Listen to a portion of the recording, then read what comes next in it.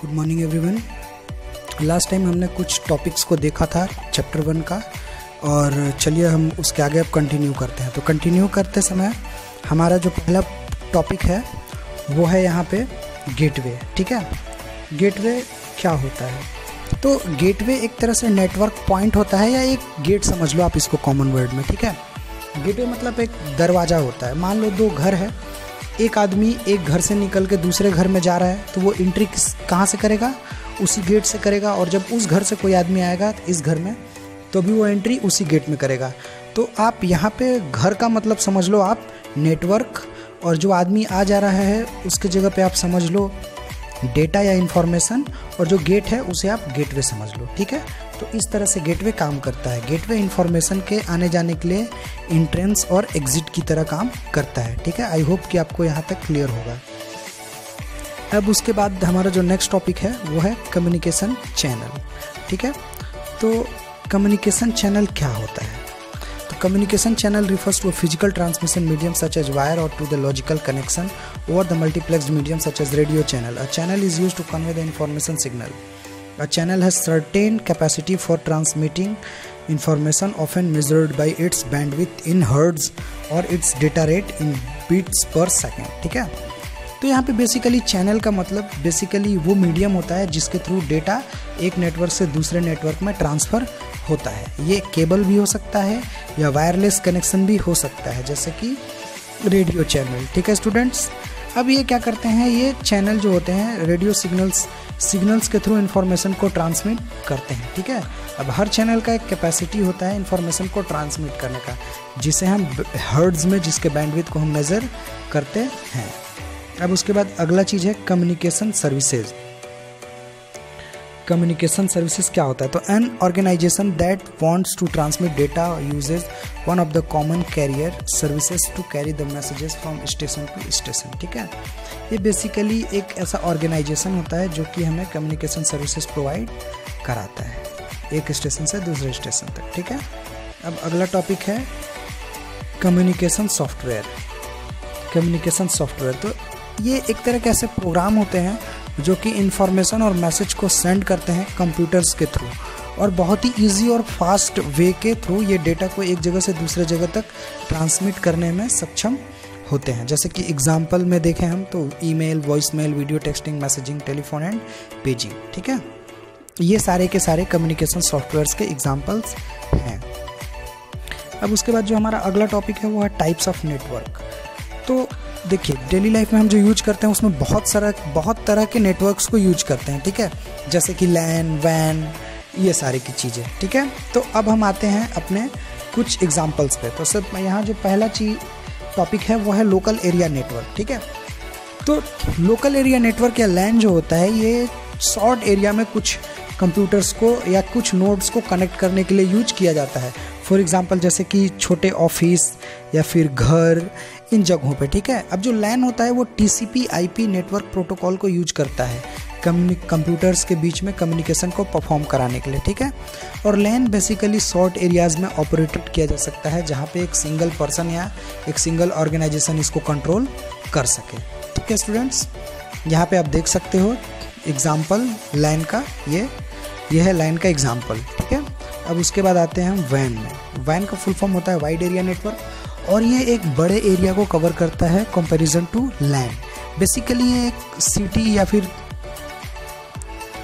किसी एक मतलब समझ लो आपकी इंटरनेट एक अच्छा एग्जांपल है वैन का। ठीक है, तो ये इसके बीच में जो कंप्यूटर्स होते हैं वो बहुत ज़्यादा होते हैं, इनके बीच में सैटेलाइट भी यूज होता है, इसमें मेन फ्रेम कंप्यूटर्स भी एक दूसरे से कनेक्टेड होते हैं। कुल मिला के जो वैन होता है वो एक तरह का इंटरनेट ही होता है।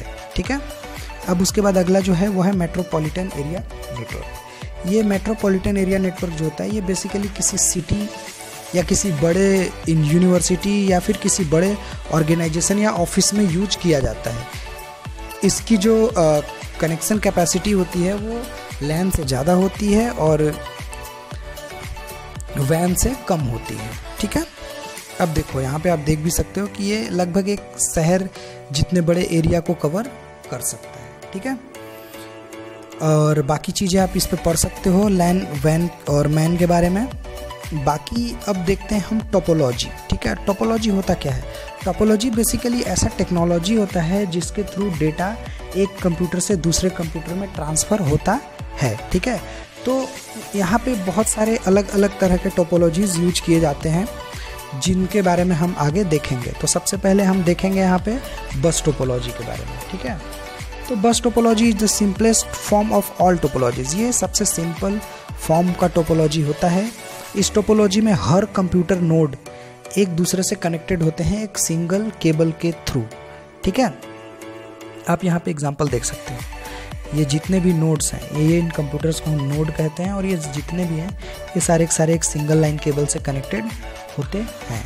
अब इसका एडवांटेजेस क्या होता है? तो इसका एडवांटेज ये होता है कि इसे इंस्टॉल करना बहुत आसान होता है, बहुत आसानी से इसको कनेक्ट किया जा सकता है, और इसमें केबल की लेंथ जो होती है वो बहुत ही कम यूज होती है। ठीक है, अब देखते हैं डिसएडवांटेजेस। क्या डिसएडवांटेज होता है इसका? तो सबसे बड़ा प्रॉब्लम जो है, अगर इसमें कहीं किसी नोड में प्रॉब्लम आती है या ख़राबी आती है तो उसे आइडेंटिफाई करना बहुत मुश्किल होता है, पता ही नहीं चलता। दूसरा, not meant to be used as the standalone solution for large building. अब लार्ज बिल्डिंग या बहुत बड़े ऐसे नेटवर्क जहाँ पे बहुत ज़्यादा कंप्यूटर कनेक्ट करना है, वहाँ पे बस टोपोलॉजी को इंस्टॉल करना बहुत ही डिफ़िकल्ट हो सकता है। ठीक है, अब अगर ये कहीं से भी कोई भी एक नोड ख़राब होता है तो ये पूरा का पूरा नेटवर्क ही शट डाउन हो जाता है। ये एक बस टोपोलॉजी का बहुत बड़ा डिसएडवांटेज है।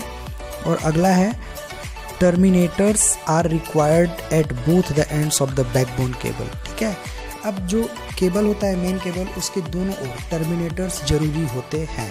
ठीक है, बिना टर्मिनेटर्स के बस टोपोलॉजी काम नहीं करता है। अब उसके बाद आते हैं हम स्टार टोपोलॉजी में। ठीक है, तो देखते हैं हम स्टार टोपोलॉजी के बारे में। तो नाम से ही क्लियर है कि ये एक स्टार फॉर्म करता है, इसीलिए इसको स्टार टोपोलॉजी कहा जाता है।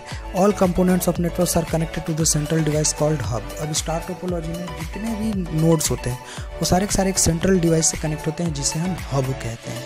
ठीक है, अब विच में भी अ हब, राउटर और अ स्विच, जो कि एक हब हो सकता है, राउटर हो सकता है और स्विच भी हो सकता है। अब बस टोपोलॉजी की तरह इसमें नोड्स एक दूसरे से कनेक्टेड सेंट्रल केबल के थ्रू नहीं होते हैं। यहाँ पे सारे के सारे वर्क स्टेशन एक हब से कनेक्टेड होते हैं। ठीक है, अब इसमें point two point connection use किया जाता है। बस टोपोलॉजी में जैसे हम केबल में सारे को कनेक्ट करते थे वैसा यहाँ नहीं होता, इसमें point two point connection use होता है। ये आप देख सकते हो, ये है पॉइंट टू पॉइंट कनेक्शन का एग्जांपल। ये जो सेंट्रल सिस्टम है इसी को हम डिवाइस, स्विच, हब या राउटर बोलते हैं, और बाकी सारे के सारे नोड्स हैं। ठीक है स्टूडेंट्स, अब देखते हैं एडवांटेजेस ऑफ स्टार टोपोलॉजी। तो स्टार टोपोलॉजी को इंस्टॉल करना बहुत आसान होता है। No disruptions to the network when connecting और रिमूविंग डिवाइसेस। इसमें जब किसी आप नए नोड को कनेक्ट करते हो और रिमूव करते हो तो किसी भी तरह का डिस्ट्रप्शन ऑकर नहीं होता है। Easy to detect fault and remove the parts. अब अगर स्टार टोपोलॉजी के किसी एरिया में कहीं कोई फॉल्ट आता है तो उसे आसानी से डिटेक्ट किया जा सकता है और उसे रिमूव भी किया जा सकता है। अब कुछ डिसएडवांटेजेस भी हैं इसके, उसे हम देख लेते हैं।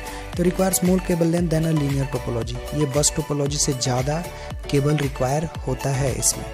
ठीक है, इफ़ द हब, स्विच और concentrator fails, nodes attached are disabled. अगर हब खराब हो जाए या स्विच खराब हो जाए या कंसंट्रेटर खराब हो जाए तो सारे के सारे नोड डिसेबल हो जाते हैं, क्योंकि हमने पढ़ा है कि सारे के सारे नोड्स किससे कनेक्टेड होते हैं, हब, स्विच या राउटर से। ठीक है, मोर एक्सपेंसिव देन लीनियर बस। अब ऑब्वियस सी बात है, केबल लेंथ इसमें ज़्यादा लगेगा, एक हब ज़्यादा लगेगा, तो ये ऑब्वियसली महंगा तो हो जाएगा बस टोपोलॉजी से।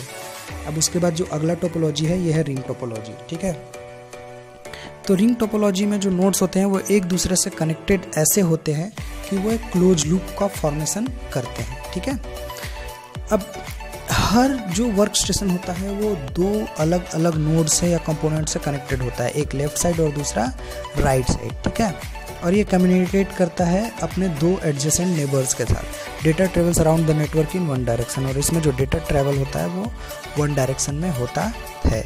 ये देखो आप, जो डेटा ट्रैवल होता है वो इस डायरेक्शन में ऐसे क्लॉकवाइज डायरेक्शन में डिवाइस ट्रांसमिट होता है या ट्रांसफ़र होता है।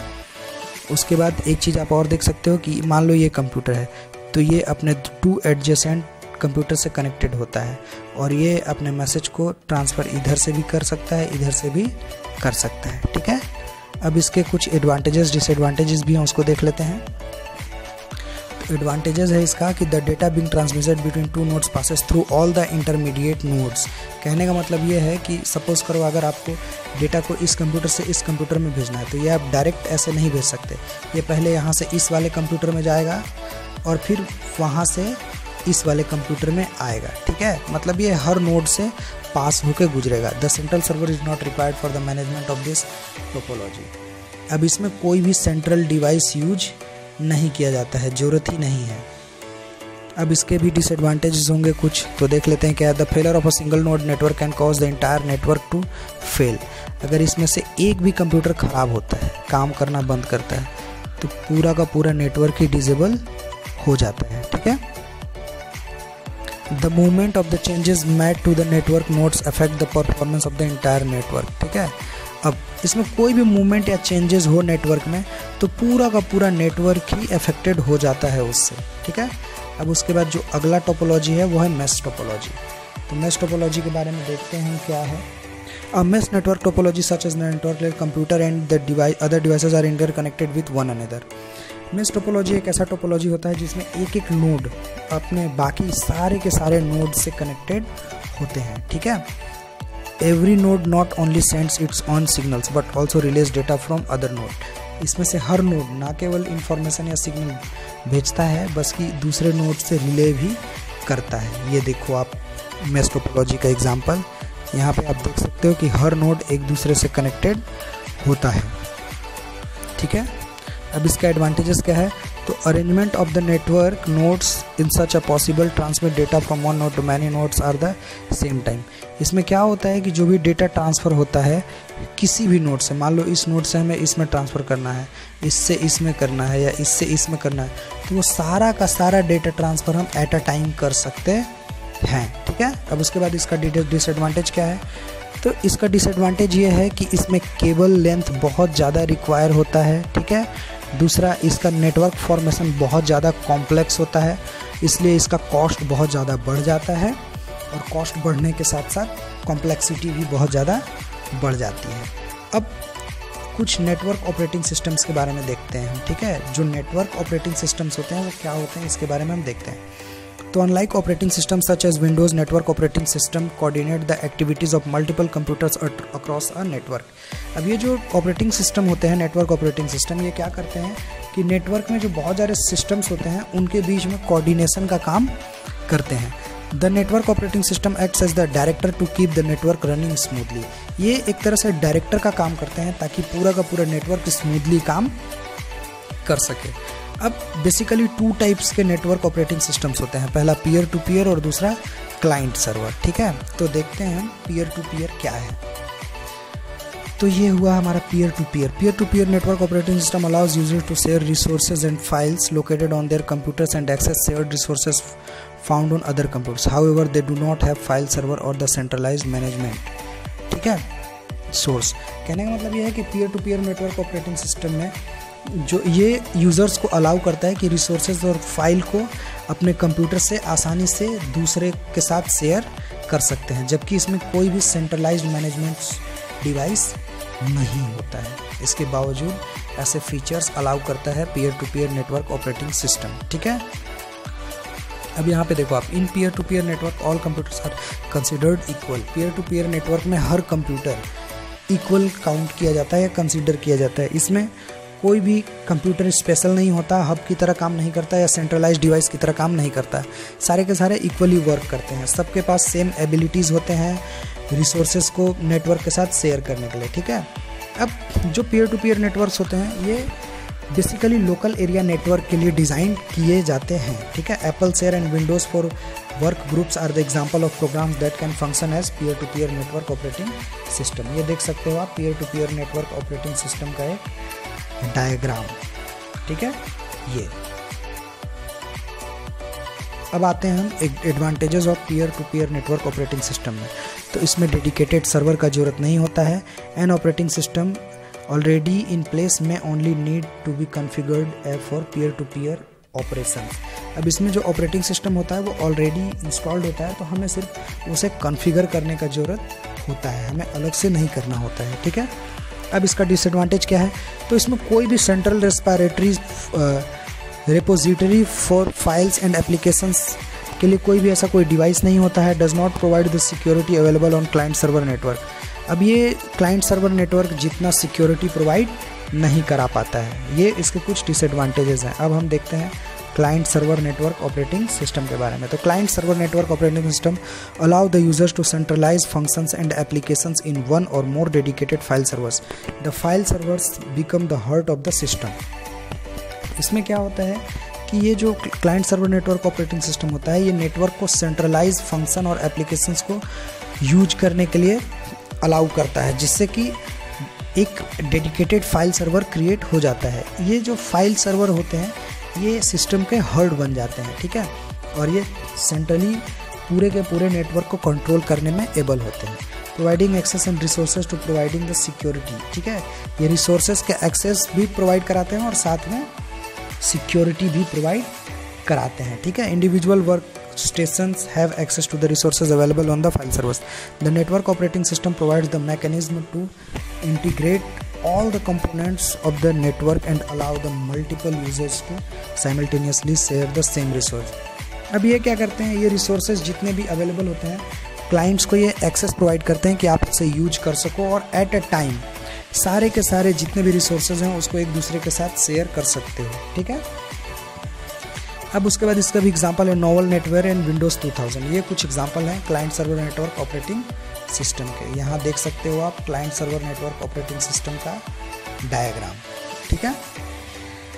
अब उसके बाद इसके भी कुछ एडवांटेजेस हैं। तो resources and data security are control through the server. इसमें जो रिसोर्सेज होते हैं और जो डेटा की सिक्योरिटी होती है उसे सर्वर कंट्रोल करता है। One or all element can be replaced individually as needs increase, ठीक है। अब जैसे जैसे ज़रूरत बढ़ता है इसमें एलिमेंट्स को या तो एक या सारे के सारे को रिप्लेस किया जा सकता है। अब इसमें नए टेक्नोलॉजी को आसानी से इंटीग्रेट किया जा सकता है। अब सारे कंपोनेंट्स जो होते हैं इसमें वो एक साथ काम करते हैं और सर्वर को भी इसमें रिमोटली एक्सेस किया जा सकता है मल्टीपल प्लेटफॉर्म्स के थ्रू। अब इसमें डिसएडवांटेज क्या है, तो ये बहुत ही ज़्यादा महंगा होता है क्योंकि इसमें डेडिकेटेड सर्वर होता है। Large networks will require a staff to ensure efficient operation. इसमें एफिशिएंट ऑपरेशन को परफॉर्म कराने के लिए हमें एक स्टाफ को रखना पड़ता है। And when server goes down operation will cease across the network. अब जैसे ही सर्वर इसमें डाउन हो जाए तो पूरा का पूरा नेटवर्क ही शट डाउन हो जाता है, ठीक है। तो आई होप कि चैप्टर 1 आपको समझ में आया होगा और यहाँ पे आपका ये चैप्टर कंप्लीट होता है। तो आप मेक श्योर की नोट्स बना लो और इसे अच्छे से